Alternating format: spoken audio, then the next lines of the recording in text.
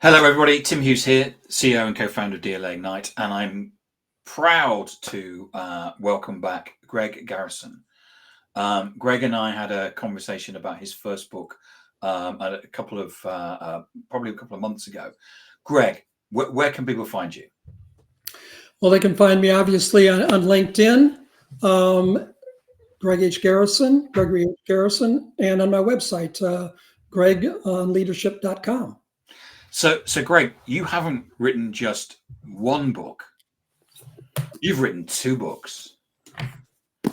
Exactly. So you've got where's it? Book one, Finding Your Leadership, which is a great book about leadership styles and what you need to know about leadership. Whereas book two, which we're going to discuss today, is about developing your leadership style, which is about how to actually apply those. Now, some people would say that you're being very greedy in writing two books. Why have you come up with two books? Well, very quickly, it was one book, but turned out to be 650 pages. And then talked with my publisher, and I looked at it and really said, okay, there's a real logical distinction between the two topics. First book is the theory of leadership, the psychology, the philosophy, the thought leadership, really an overarching understanding of what is the leadership field. But then, of course, at the end of the day, you've got to execute and you've got to deliver. And so I took book two and wrote book two with the intention of being really a field guide or a playbook. And this is where I get into all of the tools, the technologies, the methods, the processes, and the case studies. So in the trenches, how does it really work? And what have we learned and what works in the real world? And so it's really about all the practical aspects of leadership. So on the one hand, the theory, the second hand, what does it really mean and how do you do it? And what you've done also is you've sprinkled your own experience across the top of that, working in organizations like TUI and American Express and stuff like that. So it's not all theory; there's a practical element as well. Yeah, and I think it's important. It's my life. It's been my career. But interestingly enough, I've had the opportunity to work in, of course, the U.S. and Hong Kong, Singapore, London, Spain, and so on. And in many different roles, CEO, COO, CIO, CTO, et cetera, et cetera. And I think that diversity relates specifically to our first topic, and that's innovation. And the ability to look at different aspects of problems, interject different experience from your career and so on.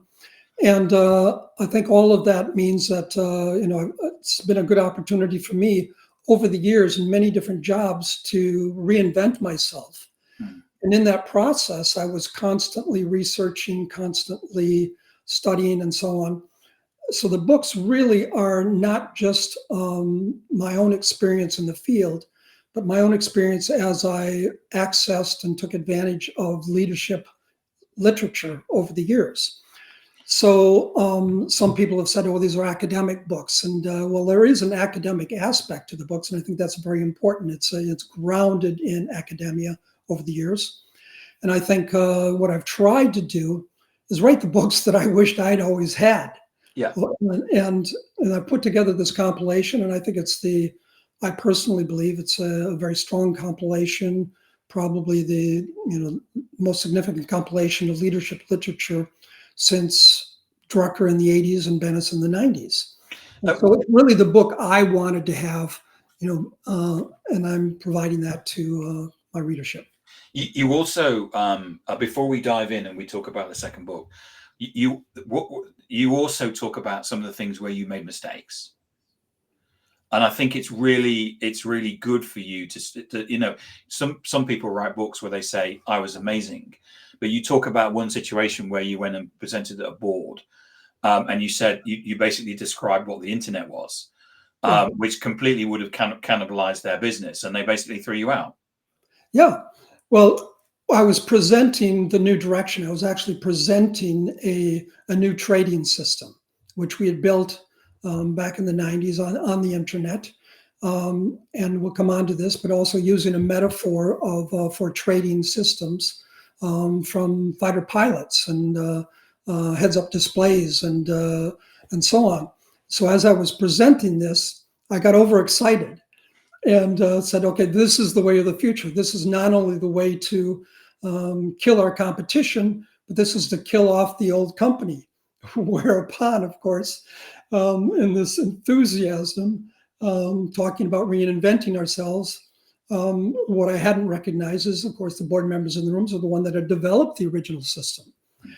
And so this, as I look back, and Cotter and Rosebeth Moss Cantor and so on, as I look back, I can see what happened is I did have a new idea and a better approach, and it was the way forward. And that was proven subsequently years later. But at the time, I'd not done appropriate stakeholder alignment. And this is where in the book, I tried to show what's worked and what hasn't. And overall, I was very successful. But I need to point out, to make sure people don't fall into the same traps, point out some of the things where I've learned painful but important lessons. So let's dig in and start talking about creativity and innovation. So tell us about the Medici effect and what it means in today's organizational context. Yeah, the Medicis, it's an interesting story, and I've got a fairly comprehensive story in the book. The Medicis were a banking and textile, very powerful banking and textile family in Florence in the 14th and 15th centuries. And at that time, with their influence and their vast wealth, they were patrons for the arts, sciences, and humanities. And they began they saw some of the things that were going on and some of the artists and sculptors and so on. And they brought these people together and actually provided food, lodging, and commissions for these people. Michelangelo, Donatello, Machiavelli, Leonardo da Vinci, Galileo. They brought these people together. And what happened, they wanted to support them in their own domains. But in bringing these people together, all of a sudden, all these people working together, Michelangelo was talking to the physicians, and this helped him understand profoundly the human anatomy. And Leonardo da Vinci was talking to mathematicians and scientists and so on. And so what happened was there began to be a blending of the different domains, blending of the experience. And it was the white space between these different domains, or the intersection between those domains, that began to create new fields and new opportunities and new innovations and new products and so on. And this is a critical thing, I think, I know in business. It was vital in my innovation labs, to where what you really need, if you just hire people like yourself, what do you end up with? You end up with groupthink. Yeah. But all of a sudden, if you then begin to look at bringing in people that are different from you, obviously all intelligent people, but people that are culturally, ethnically, gender-wise, and experience-wise, not just people from your own area in innovation, but marketing people and technical people. You bring these people together, and this creates a boiling cauldron of creativity. And there were numerous occasions where, in bringing, and I hired people, neurodivergent people and people from many different walks of life. And there were times when this allowed us to create products that were not only customer friendly, but also technologically feasible. And so this really sparked creativity and sparked innovation. And we'll talk about the difference between creativity and innovation, really, which is... I was going to say, what's the difference between creativity and innovation? Well, lots of people would say creativity is the aha moment, the epiphany, the inspiration, and so on. And you get that when you're shaving or cooking or driving or in the shower or whatever. So it's these inspirations in the corporate context, in the innovation labs, for example, I was just describing, where all of a sudden you have a spark, an inspiration, an idea. Well, that's the spark, but you also need the engine. And so the creativity is the idea, the invention, and innovation is the commercialization and the execution and the delivery of that to create commercial value. So I think it's a very important difference. One of the things you talk about in the book is about open innovation, and the trade-off between aggressive innovation and product development, and the associated risks of intellectual property leakage. Talk to us about that, because I think this is really critical, isn't it? In, you know, if we're going to pick up on AI, and we need to innovate as businesses, don't we? We do. I mean, it is, every leader is either themselves has to be a creative spirit, or they need to manage and support and inspire leadership within their teams. And you don't have to always be the innovative genius, but you've got to foster that and create that and mentor that and support that in your teams. Open innovation, really, good catch. It comes right on the back of the idea of the Medici effect. And that open innovation is the idea that, and this was really Henry Chesfield from Berkeley came up with this idea. Nobody in any company has a monopoly on ideas, a monopoly on innovation. So to the extent that you can broaden your horizon, whether it's into academia, whether it's into partners, customers, suppliers, and so on, extend the opportunity for creative energies and looking out for new ideas, new products, new services, and so on. That's critical, but you've also got to be careful in that, particularly working with suppliers and partners, make sure that you don't give away too much. You've got to have good NDAs in place. You've got to have good patents, depending on which side of the Atlantic, and also commercial agreements. But the other important thing is, I remember when I was running mobiles for AOL back in the day, and I said, let's make sure we belong to all of the industry forums, because it's easier to create standards than it is to comply to standards. But also, let's disclose what we're doing to get other people to help us, because we want them, I don't mind if they're trying to, catch up to us and get to where we are, because we're just going to be another step ahead. Yeah. And so the important thing is understand where the boundary lies between what is proprietary and what is open source, and what can be disclosed to your partners and suppliers. So you talk a lot in the book about leading people and teams. Give us your view on what the difference is between what leadership and management is.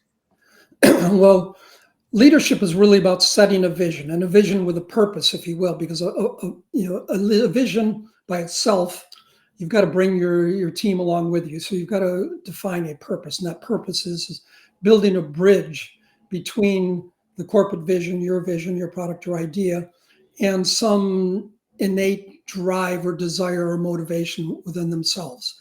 So that's leadership. Leadership is setting a vision, it's mentoring, it's guiding, it's setting direction.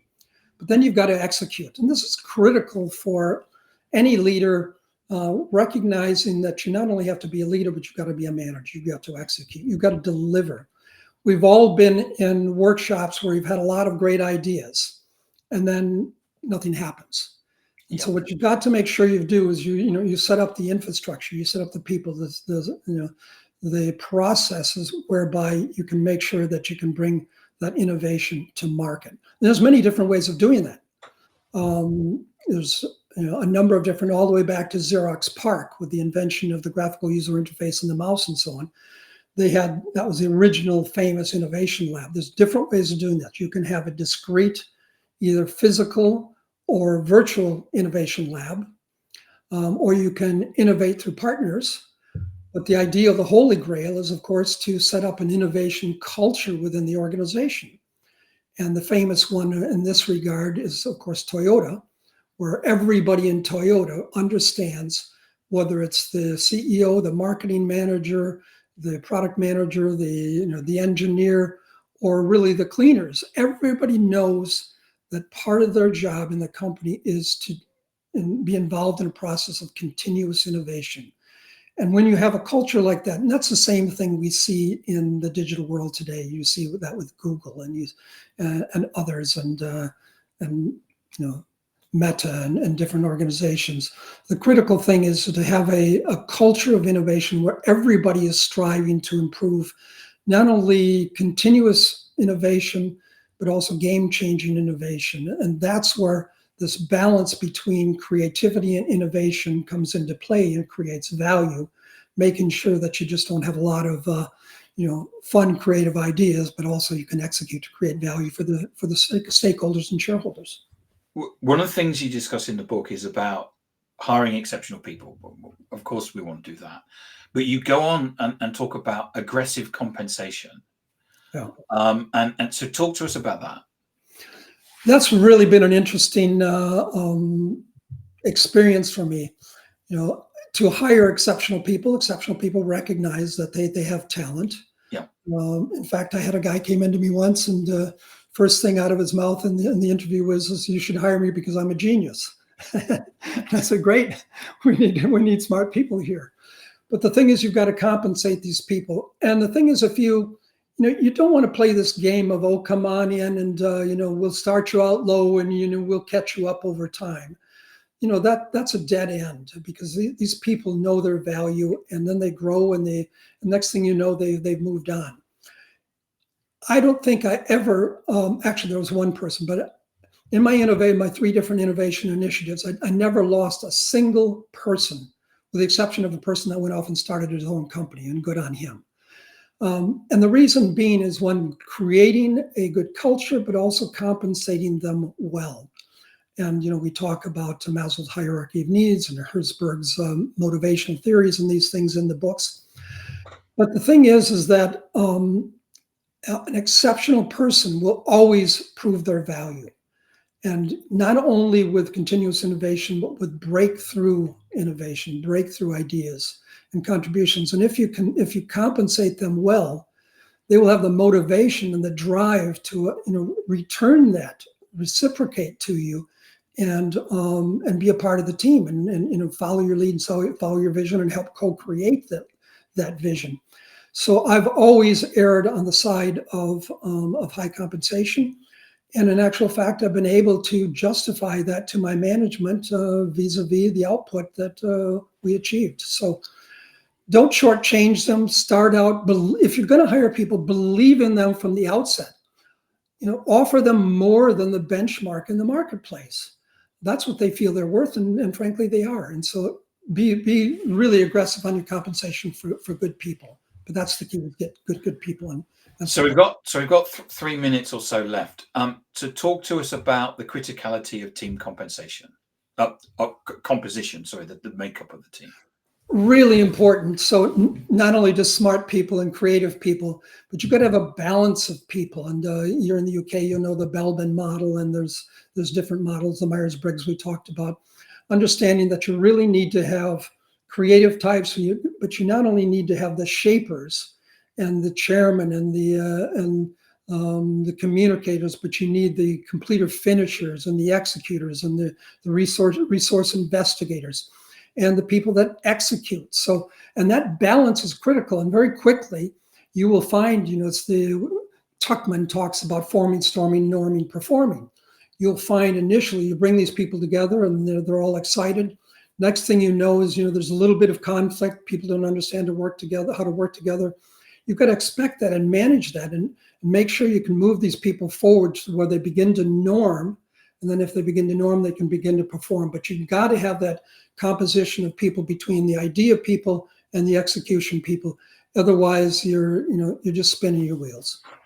And give us a quick 1 minute on your incident file for management and performance reviews. Oh, excellent. This is a great idea I learned years ago. Regardless of how many people you direct reports, have a file for each person and a file for the team. And throughout the year, anytime anything significant happens, good or bad, but hopefully good, just grab a Post-it note or a scrap of paper or anything. Just make a quick note, date it, put their name, stick it in their file. At the end of the year, all of a sudden, when you've got to do their performance appraisal, you can pull out this file, and here you just chronicle all of these different Post-it notes and scraps of paper, and say, this is what they did. And this is critical, not only to have documentation throughout the year for their performance, but also when you want to go and give them a raise and justify an out of pattern raise, or even when you want to give them a promotion. If you can go in with the evidence from your incident file. That's the ammunition you need to manage them and also to manage them upwards.